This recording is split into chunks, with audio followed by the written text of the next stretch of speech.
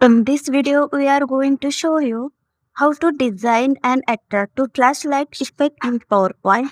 So let's start the video. Click on that button, go to Format Background and select Background Color. Go to Insert, go to Shape, select Circle, drag it like this. Go back to Insert, click on Shape, select this shape, drag it like this. Go to Rotate, select Flip Vertical.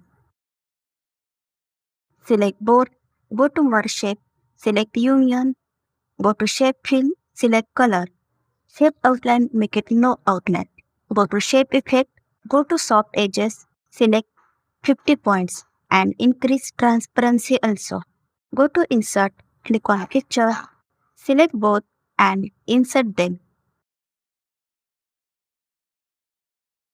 Select this, rotate,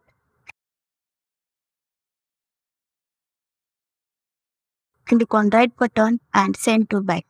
Select this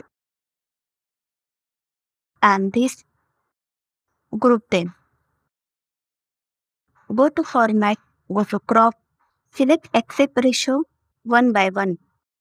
Go to crop to shape, select circle, decrease size and adjust.